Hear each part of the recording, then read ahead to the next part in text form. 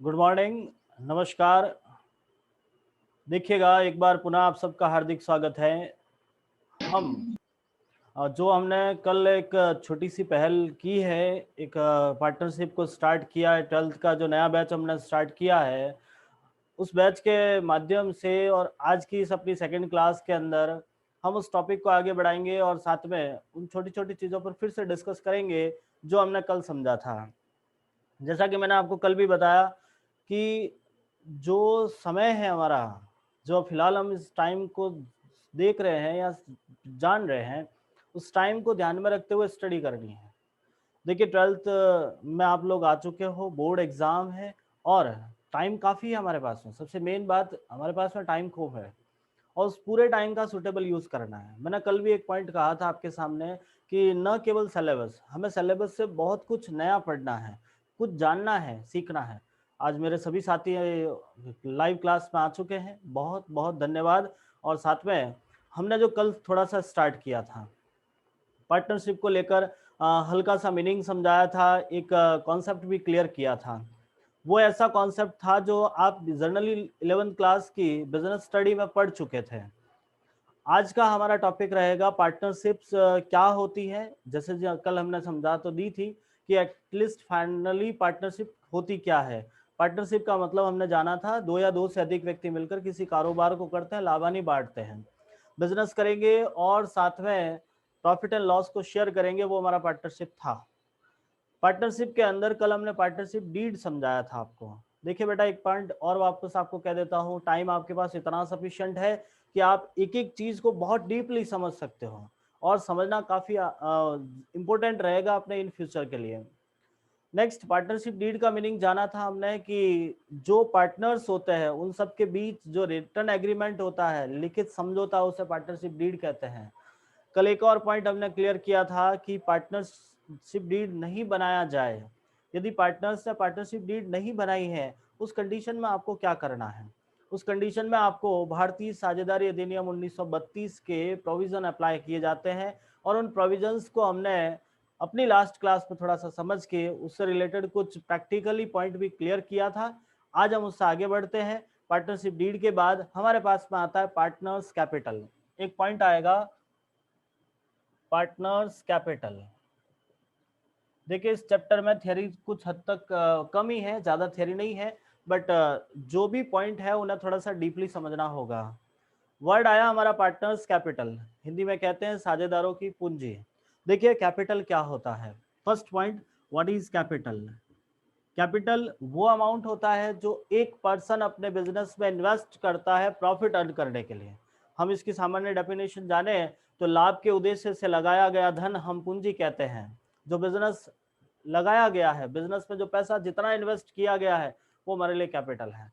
और इस कैपिटल को पार्टनर्स लेके आते हैं। देखिए हमने सोल प्रोप्राइटर समझा, जहां एक ही व्यक्ति आपका पैसा लगाता था, एक ही व्यक्ति आपका मालिक था। लेकिन यहाँ यदि आप देखा जाए तो आपके पास नंबर ऑफ ओनर्स, स्वामियों की संख्या ज्यादा होती है।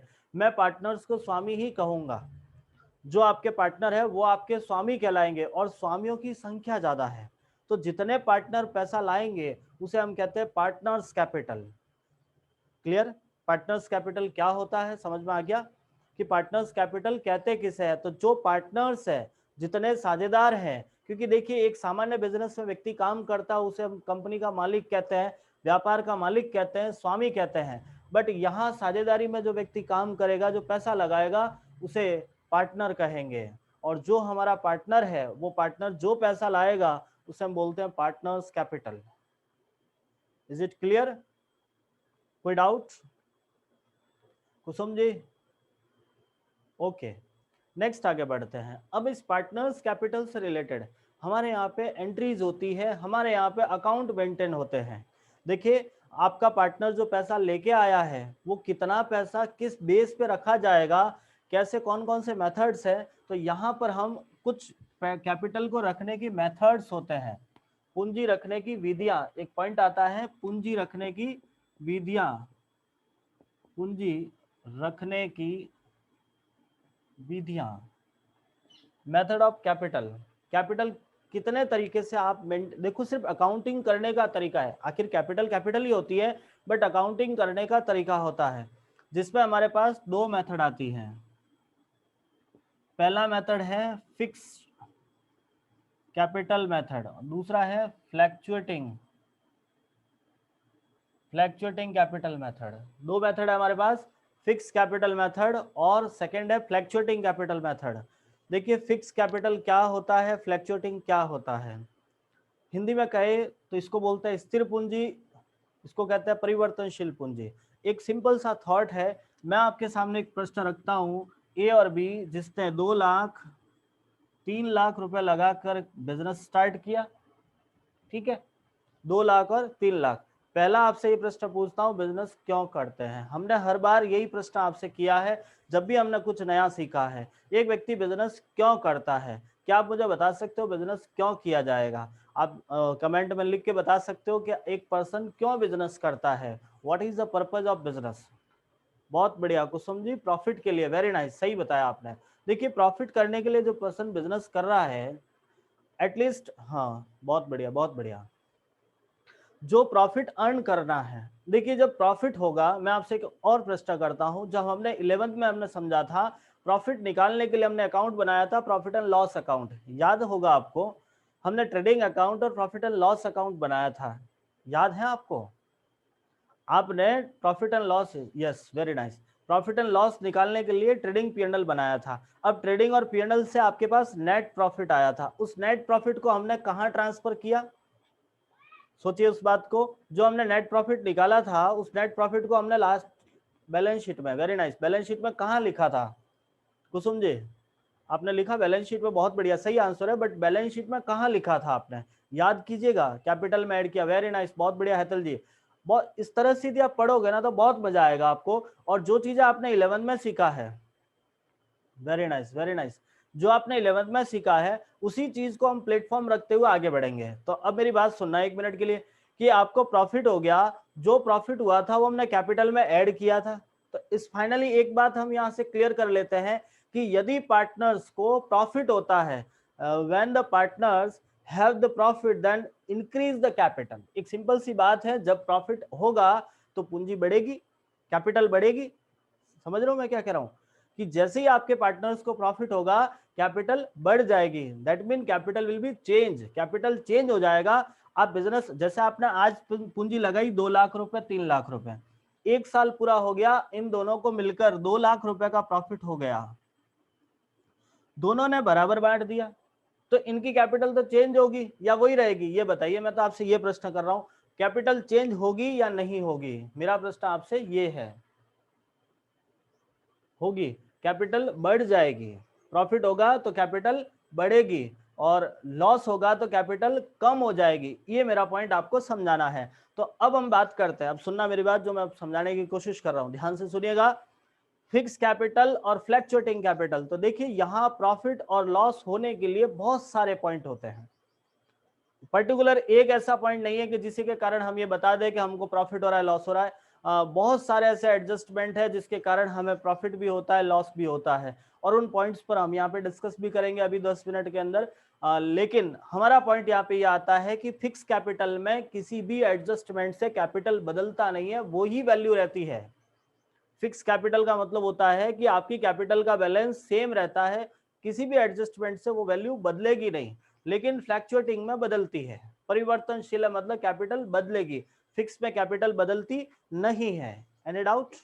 अब हम पॉइंट थोड़ा सा वो क्लियर कर लेते हैं एडजस्टमेंट को लेकर, कि हमारे पास एडजस्टमेंट कौन कौन से होते हैं। जैसे आपका पहला एडजस्टमेंट होगा पार्टनर सैलरी,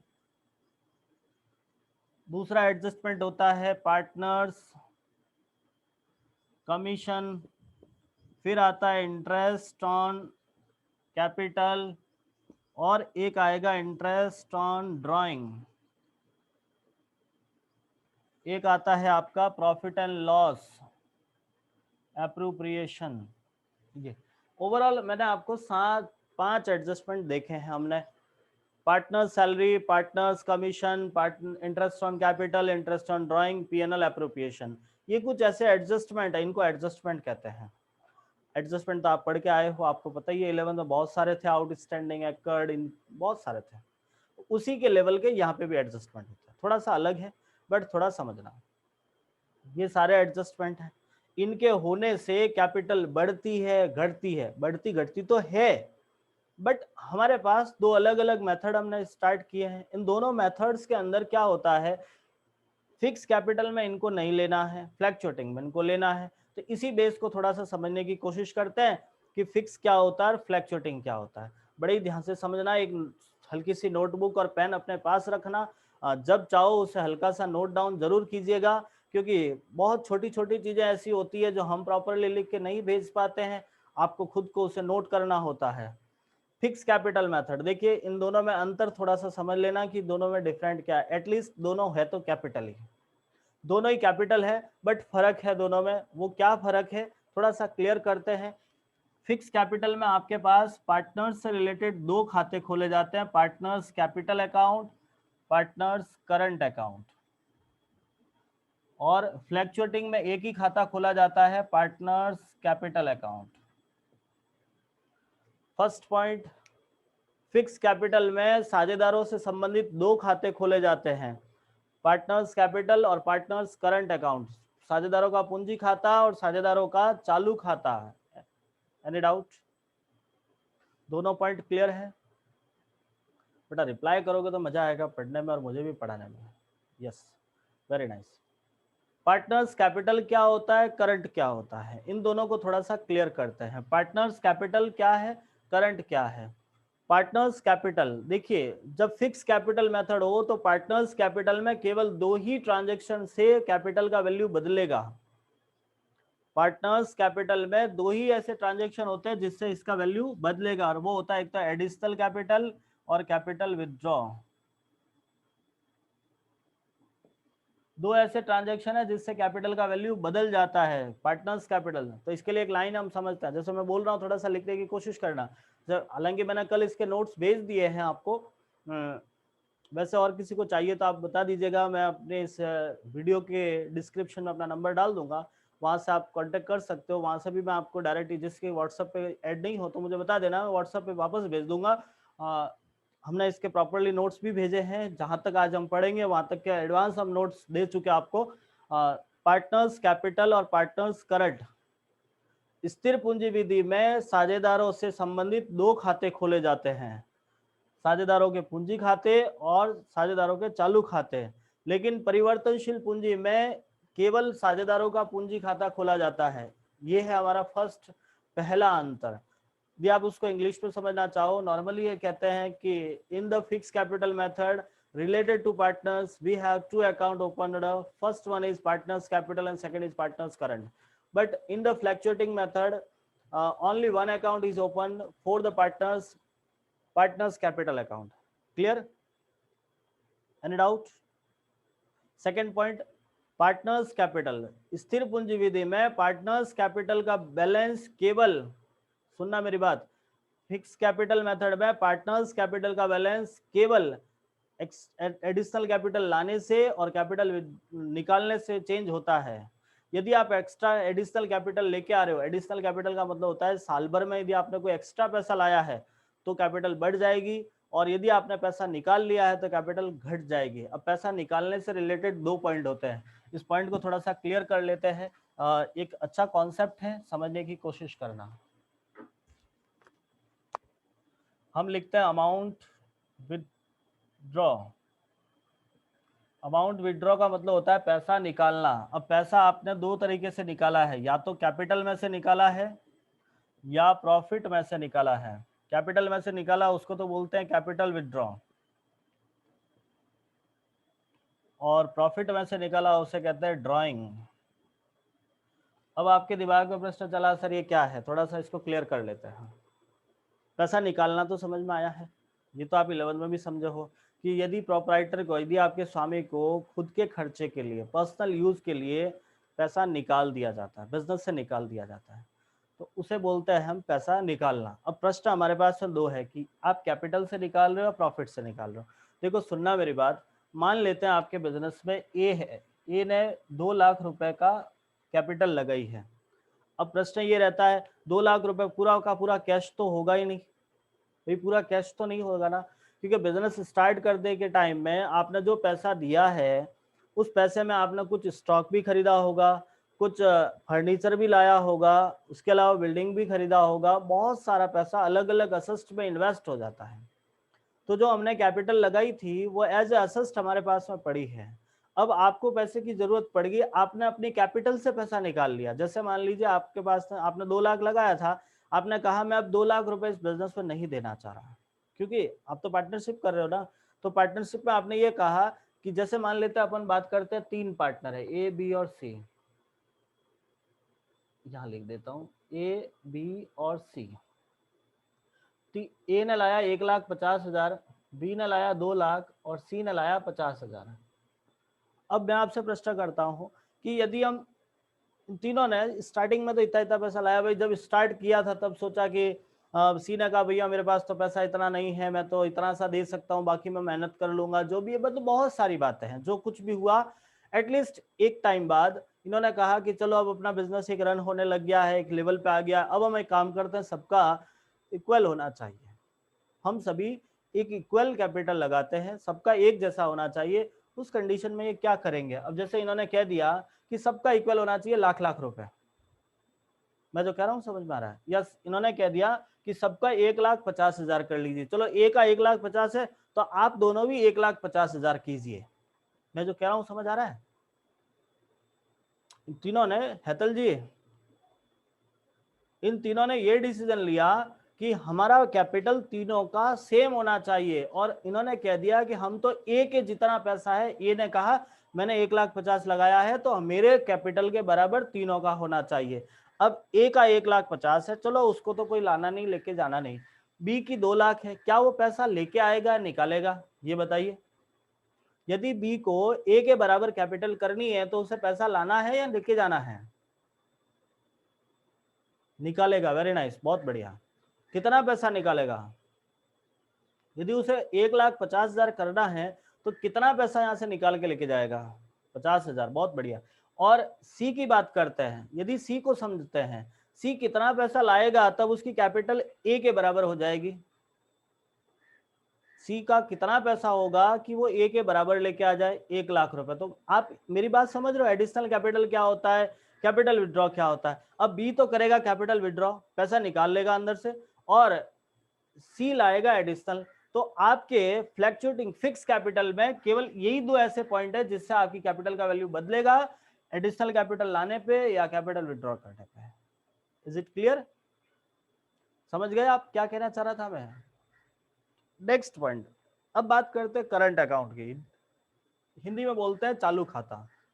देखिए, जब हमने स्थिर पूंजी विधि अपनाई है उस समय आपको करंट अकाउंट दिया होता है, मतलब पार्टनर्स से रिलेटेड कैपिटल को छोड़कर बाकी जितने भी एडजस्टमेंट होते हैं, चाहे वो इंटरेस्ट ऑन कैपिटल का है, इंटरेस्ट ऑन ड्राइंग का है, सैलरी का है, कमीशन है, कुछ भी है, वो सारे के सारे एडजस्टमेंट कहाँ करने हैं आपको? पार्टनर्स करंट में। सारे एडजस्टमेंट कहाँ करोगे? पार्टनर्स करंट अकाउंट में। क्लियर हो गया? केवल कैपिटल में दो ही पॉइंट आते हैं, एडिशनल कैपिटल और कैपिटल विड्रॉ, और बाकी जितने भी एडजस्टमेंट है वो कहाँ जाएंगे? पार्टनर्स करंट में। बट फ्लैक्चुएटिंग में ऐसा नहीं है, फ्लैक्चुएटिंग में सारे ही एडजस्टमेंट इसी में आते हैं, चाहे वो कैपिटल निकाला है, लाया है, दूसरे जो भी एडजस्टमेंट है, सब कुछ आपको पार्टनर्स कैपिटल में ही करना पड़ता है। तो हमने दो एडजस्टमेंट समझ लिए, दो अंतर समझे हैं। पहला अंतर देखा हमने कि पार्टनर्स कैपिटल जो फिक्स कैपिटल मेथड है उसमें केवल आपका, उसमें पार्टनर्स से रिलेटेड दो अकाउंट खुलते हैं, और फ्लैक्चुएटिंग में एक ही खुलता है। इसमें पार्टनर्स वो कैपिटल और करंट दो खुलते हैं, वहाँ पे ओनली करंट कैपिटल ही खुलेगा, माफी चाहता हूँ। कैपिटल का वैल्यू यहाँ पे नहीं बदलता है, यहाँ कैपिटल का वैल्यू बदल जाएगा। अब यहाँ की बात करें तो पार्टनर्स करंट का कोई बैलेंस फिक्स नहीं होता है, चाहे वो डेबिट भी हो सकता है, क्रेडिट भी हो सकता है, वो आपको सवाल में पहले से दे रखा होता है। नेक्स्ट, कैपिटल का, जब फिक्स कैपिटल में कैपिटल का बैलेंस हमेशा क्रेडिट होता है, क्रेडिट ही होगा भाई, क्योंकि वो तो बदलेगा नहीं भाई। एक सिंपल सी बात है, अपने पास जितनी कैपिटल है उससे ज़्यादा तो निकाल ही नहीं सकता है, तो या तो जीरो हो जाएगा, जीरो नहीं होगा, माइनस में नहीं होता है कभी। कहने का मतलब है फिक्स कैपिटल में पार्टनर्स कैपिटल का बैलेंस हमेशा क्रेडिट होता है और फ्लैक्चुएटिंग में डेबिट क्रेडिट दोनों हो सकता है, क्योंकि उसमें एडजस्टमेंट होते हैं, तो कभी किसी कंडीशन में डेबिट भी हो सकता है। ठीक, तो ये थे कुछ पार्टनर्स कैपिटल और करंट के कुछ टॉपिक थे। इससे रिलेटेड हमने इसका प्रॉपर नोट्स भेजा है, आप उसे देख लीजिएगा। नहीं समझ में आता तो एक बार फिर मुझे पूछिएगा। अब अगला टॉपिक स्टार्ट करते हैं, पीएनएल एप्रोप्रिएशन अकाउंट। बहुत ही डीप समझने की कोशिश करना, अच्छा पॉइंट है, ध्यान दीजिएगा। यहाँ तक यदि कोई डाउट है तो आप मैसेज कर लीजिए, मैं वापस समझा देता हूँ। एक बार देख लो, यहाँ तक कोई डाउट है तो मैं वापस बता देता हूँ क्या होता है। कोई डाउट नहीं, वेरी नाइस। अब हम बात करते हैं पीएनएल एप्रोप्रिएशन की। हिंदी में बोलेंगे लाभ हानि नियोजन खाता, पीएनएल एप्रोप्रिएशन अकाउंट। देखो, मैं आपसे एक प्रश्न करता हूं कि are you know about PNL account? क्या आप पीएनएल अकाउंट के बारे में जानते हो? यस या no? Just I am waiting for your reply, please give me yes sir, very nice. मतलब सभी जानते हो, बहुत बढ़िया। अब आपसे दूसरा प्रश्न करता हूं कि ये अकाउंट कब बनाते हो? अब उसके लिए मैं आपको ऑप्शन भी देता हूं। चलो, ये अकाउंट कब बनता है? पहला ऑप्शन है आपके पास में end of the year, second option beginning of the year, third option middle of the year, and fourth option none of these. इनमें से कोई नहीं। पहले ही end of the year. Very nice, very nice, बहुत बढ़िया। मतलब बेटा आप लोग इंटेलिजेंट हो यार, अच्छे से पढ़ा है, इसका मतलब 11 आप लोगों ने, अच्छी बात है, वेरी नाइस। देखिए, सब जगह यही कोशिश करना, इसी बेस को लेकर 12th में भी आगे बढ़ना, बहुत कुछ अच्छा होगा, तो समझे। चलिए, तो एंड ऑफ द ईयर पहला पॉइंट आ गया, PNL account is created and of the year. जैसे ही आपका साल पूरा हो जाता है तब हम इसको बनाते हैं। यहाँ तक तो अपना पॉइंट क्लियर हो गया। अब हम बात करते हैं पीएनएल एप्रोप्रिएशन की। अब पीएनएल क्या है और पीएनएल एप्रोप्रिएशन क्या है, इन दोनों पे थोड़ा सा फोकस करते हैं, थोड़ा सा समझा देते हैं आप लोगों को। पहली बात आती है पीएनएल अकाउंट, ये होता है पीएनएल एप्रोप्रिएशन अकाउंट। हाँ, अब मैं आपसे इससे रिलेटेड एक पहला पॉइंट तो सिमिलर है दोनों में, पहला पॉइंट तो दोनों में सिमिलर है कि दोनों ही एंड ऑफ द ईयर बनाया जाता है। लेकिन इससे आगे बढ़ते हैं, पीएनएल अकाउंट क्यों बनाते हो? क्यों बनाते हो पीएनएल अकाउंट? पीएनएल अकाउंट बनाने से क्या फायदा होता है? बनाया ना आप लोगों ने पीएनएल अकाउंट, क्यों बनाया पीएनएल अकाउंट आप लोगों ने? जवाब दीजिए बेटा, वेट कर रहा हूँ मैं तो आपका। क्यों बनाते हो पीएनएल अकाउंट? जैसे ट्रेडिंग बनाया था, पीएनएल बनाया था, बैलेंस शीट बनाया था, तो प्रॉफिट एंड लॉस का पता लगाने के लिए। वेरी नाइस, बहुत बढ़िया, बिजनेस में बहुत बढ़िया, वेरी नाइस, सही है। इसके लिए हम लिखते हैं for finding the profit and loss. हम ये बनाते हैं प्रॉफिट एंड लॉस का पता लगाने के लिए। प्रॉफिट एंड लॉस कितना है हमारे पास, समझिएगा आप लोग, आपने पूरे साल भर में जो बिजनेस किया है उसमें कितना प्रॉफिट हुआ, कितना लॉस हुआ है, ठीक है। तो सही बात है, आपका PNL account profit and loss निकालने के लिए बनाया जाता है, नेट प्रॉफिट का पता लगाने के लिए बनाया जाता है। लेकिन पीएनएल एप्रोप्रिएशन, अब ये जो अकाउंट है ना, वो सबको बनाना पड़ता है। जैसे बिजनेस स्ट्रक्चर कल भी हमने बात करी थी, चाहे वो सोल प्रोप्राइटर है, पार्टनरशिप है, एचयूएफ है, कंपनी है, कोऑपरेटिव सोसाइटी है, सबको बनाना पड़ता है, क्योंकि सारे ही कहीं ना कहीं प्रॉफिट अर्न करने के लिए ही होते हैं। तो ये जो अकाउंट है वो सबको बनाना। यहाँ भी मेजरली अपन देखा जाए तो एक सोल प्रोप्राइटर, पार्टनरशिप और कंपनी की बात करते हैं। हमने 11th में सोल प्रोप्राइटर समझा था, एकल स्वामित्व व्यवसाय समझा था, उसे भी बनाना पड़ता है प्रॉफिट एंड लॉस, पार्टनरशिप को भी बनाना पड़ता है, और आपके कंपनी को भी बनाना पड़ेगा। अब ये बनाने का उद्देश्य रहता है प्रॉफिट एंड लॉस निकालना। अब सोल प्रोप्राइटर और पार्टनरशिप की बात करते हैं। सोल प्रोप्राइटर में क्या था, एक अकेला व्यक्ति था, जितना प्रॉफिट हुआ सीधा के सीधा हमने कैपिटल में ट्रांसफर कर लिया, क्योंकि उसी का था, सारा पैसा उसी का था। लेकिन यहाँ पे ऐसा नहीं है, यहाँ क्या हो रहा है, आपके पास नंबर ऑफ पार्टनर्स ज्यादा है, एक पार्टनरशिप फॉर्म में पार्टनर्स की संख्या ज्यादा है। आप बता सकते हो मिनिमम पार्टनर कितने होते हैं? एक नया प्रश्न माइंड में आ रहा है मेरे, तो मैं आपसे पूछ लेता हूँ, मिनिमम पार्टनर और मैक्सिमम पार्टनर कितने होते हैं? कल बताया था मैंने आपको, याद है? और कल नहीं भी बताया होगा तो पहले बताया होगा हमने तो आपको। 50। खुशबू जी वेरी नाइस, 2 से 50, बहुत बढ़िया, वेरी नाइस। चलिए समझेगा, मिनिमम पार्टनर 2, मैक्सिमम 50। तो एक कॉमन सी बात है, जब 2 पर्सन है तो भी प्रॉफिट को तो बांटना पड़ेगा ना भाई, जो लाभ आपने कमाया है वो बांटना पड़ेगा। और बांटने के लिए हमको अलग से अकाउंट बनाना पड़ता है जिसका नाम है पीएनएल एप्रोप्रिएशन अकाउंट। इस अकाउंट को बनाने का रीजन होता है for sharing the profit and loss. PNL account बनाने का कारण finding the profit and loss, मतलब प्रॉफिट एंड लॉस कितना हुआ है वो पता लगाना होगा। और दूसरी बात, जो आपका पीएनएल एप्रोप्रिएशन है वो होता है for the sharing the profit and loss. कितना प्रॉफिट एंड लॉस अपने पार्टनर्स में शेयर कर रहे हो, बांटना कितना है वो है, कैसे बांटना है, उसके लिए आपको पीएनएल एप्रोप्रिएशन बनाना होगा। Any doubt? दूसरा पॉइंट, अब सेकंड पॉइंट आता है कि ऐसी कौन सी आइटम है जो पीएनएल में आती है और पीएनएल एप्रोप्रिएशन में नहीं आती, या पीएनएल एप्रोप्रिएशन में आती है और पीएनएल में नहीं आती। क्योंकि जब दोनों अलग अलग अकाउंट है तो दोनों में सेम आइटम तो आ नहीं सकती। कैसे आएगी? सिंपल सी बात है, जब अकाउंट अलग है तो आइटम भी अलग होगी, कॉन्सेप्ट भी अलग होगा। तो हम ऐसा कौन सा ट्रांजैक्शन है, कौन सी जो एडजस्टमेंट है या कौन सी एंट्री है जो पीएनएल में करते हैं और कौन सी ऐसी है जो पीएनएल एप्रोप्रिएशन में करता है। ठीक है, दूसरा पॉइंट, पहला पॉइंट समझ में आया, ये निकाला कि ये आप कोशिश कीजिएगा इसको नोट डाउन करना, बोर्ड से लिख दीजिएगा। हालांकि मैं आपको स्क्रीनशॉट लेने के लिए टाइम दे देता हूँ, पहले मैं पूरा करवा लेता हूँ फिर स्क्रीनशॉट ले लीजिएगा, और जब आपको टाइम मिले तब आप जरूर उतारिएगा, क्योंकि ये चीजें क्या होती है, मैप तैयार करेगा माइंड में इसको समझने के लिए। Second point, profit and loss में ऐसी कौन सी आइटम आएगी और पीएनएल एप्रोप्रिएशन में कौन सी आएगी। तो सबसे बेसिक पॉइंट आता है कि पीएनएल अकाउंट में वो मदर ट्रांसफर की जाती है, मैं यहाँ लिख देता हूं, इस खाते में जो मदर लिखी जाती है, जो मदर लिखी जाती है उनसे लाभ हानि पर प्रभाव पड़ता है,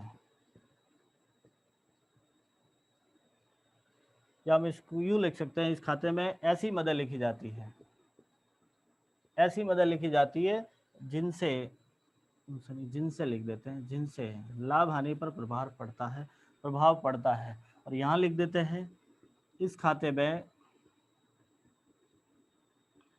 उन मदों को लिखा जाता है जिनका लाभ हानि पर प्रभाव नहीं पड़ता। देखो, लाभ हानि पर प्रभाव का मतलब क्या होता है कि आपके पास जो प्रॉफिट है, ऐसे आइटम जिसको लिखने से प्रॉफिट बढ़ेंगे या घटेंगे, प्रॉफिट बढ़ेंगे या घटेंगे। जैसे आपका रेंट, किराया, आपने किसी थर्ड पर्सन को किराया, आपने दुकान किराए पे ले ली, किराए पे ले ली। अब मुझे बताओ ये किराया देना पड़ेगा नहीं देना पड़ेगा? जवाब दीजिए। आपने जो किराए पे दुकान ली है वो किराया देना पड़ेगा नहीं देना पड़ेगा? सिंपल सा प्रश्न है, देना पड़ेगा। दोगे तो प्रॉफिट बढ़ेंगे या घटेंगे? प्रॉफिट बढ़ेंगे या घटेंगे? घटेंगे, कम होंगे।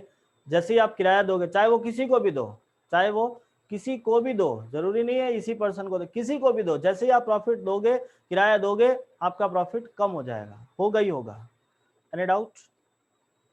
तो ऐसी आइटम जो लिखने से आपके प्रॉफिट पर इफेक्ट पड़ता है, इफेक्ट कम होता है, प्रॉफिट बढ़ेगा घटेगा कुछ भी हो जाता है, वो सारी आइटम आपको पीएनएल अकाउंट में लिखनी है। और वो आइटम जिससे आपका प्रॉफिट पे कोई इफेक्ट नहीं पड़ रहा है, ऐसी आइटम्स जिनका प्रॉफिट पे कोई इफेक्ट नहीं पड़ रहा है, उसके लिए हम लिखते हैं PNL appropriation account. Any doubt? जैसे आपका पार्टनर्स की सैलरी, पार्टनर्स सैलरी, अब जो पार्टनर को सैलरी दे रहे हो आखिर उसी का तो लाभ है।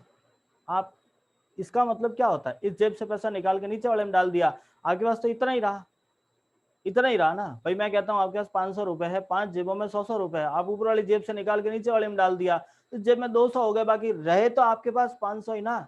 आपके पास से तो पैसा कम नहीं हुआ है। बस बात यहाँ पे यही आती है, आप पार्टनर्स को, जैसे पार्टनरशिप में 1 लाख का प्रॉफिट हो गया, अब 1 लाख में से आपने 10,000 सैलरी दे दी, आखिर दी तो पार्टनर्स को ये है। आप 1 लाख को 2 जनों में बांट रहे थे 50-50 हजार। अब आपने क्या किया, एक को 10,000 की सैलरी दे दी, पीछे बचा 90,000, 90,000 को 2 में बांटा 45,000, 45,000।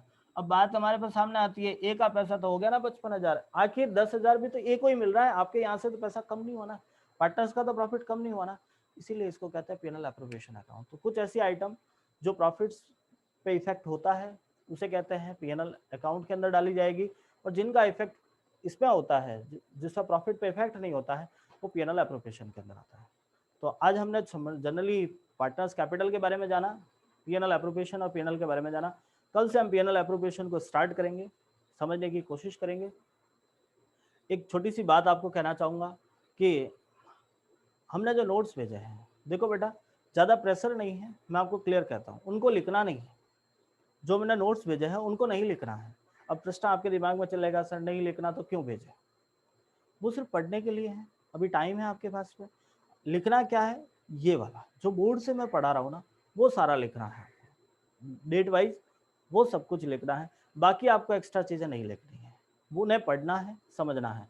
कल से हमारा प्रैक्टिकली स्टार्ट हो जाएगा, न्यूमेरिकल क्वेश्चन स्टार्ट करेंगे, कुछ कॉन्सेप्ट समझेंगे। दूसरी बात, बिजनेस के लिए भी मैंने पूरा फर्स्ट चैप्टर भेज दिया है, बिजनेस के लिए फर्स्ट चैप्टर पूरा भेज दिया है। जैसे ही आपको टाइम मिले उस चैप्टर की रीडिंग पूरी लगा देना, ताकि आपको मतलब उस टॉपिक का मतलब समझ में आएगा, फिर हम उस टॉपिक को एक्सप्लेन करेंगे। पॉसिबल होगा तो लाइव क्लास लेंगे, नहीं तो वीडियो तो भेजना ही है, और वीडियो भेजेंगे हम, उसका जैसा जो भी संभव होगा हम बहुत जल्द बता देंगे। कोशिश मैं पूरी करूंगा लाइव क्लास लेने के लिए, मेरी 99% कोशिश रहेगी कि लाइव लेंगे, लाइव में, ताकि क्या थोड़ा सा इजीली आप उसको समझ पाओ। एक टाइम टेबल बना रहेगा, 9 बजे का आपका टाइम है, 9 बजे आपकी क्लासें रहेगी। लिंक रेगुलर मैं ना भेजूँ, वही लिंक रहेगा जो आपने कल से जो अभी तक आपने समझा था, ठीक है। और एक छोटी सी सीख जो हर रोज हम देते हैं, रोज कहते हैं, इस विकट परिस्थिति को समझना है, बाहर नहीं जाना है, मास्क का पूरा उपयोग करना है, दूरी बनाए रखनी, बहुत सारी चीजें हैं जो हर व्यक्ति कह रहा है, मैं भी आपको यही कहूँगा। और अपने साथ अपनों का भी ध्यान रखना है, इस बात का हमेशा ध्यान रखें, अपने और अपनों का ध्यान रखना है, बचाव ही उपचार है। बेटा मन लगा के पढ़ना, अभी काफ़ी टाइम है आपको, और 12th है, मन में एक फोकस कर लीजिए कि इस बार की 12th में मुझे 90% लाने हैं, मेरिट निकालनी है, और उसके लिए अभी से लगना होगा, ठीक है। भले ही कल एग्ज़ाम नहीं है, लेकिन मेहनत बहुत दुगने स्तर पे करनी है, अच्छे से तैयारी करनी है। जो चीज़ें आप लिख रहे हो एक अच्छे ढंग से उसको तैयार करना, काफ़ी टाइम है। और यदि हल्का सा भी डाउट रहता है, कुछ पॉइंट ऐसे हैं जो नहीं समझ पा रहे हो, तुरंत आप हमसे कॉन्टैक्ट कीजिए, भेजिए, हम उससे सॉल्व कराने की कोशिश करेंगे। धन्यवाद।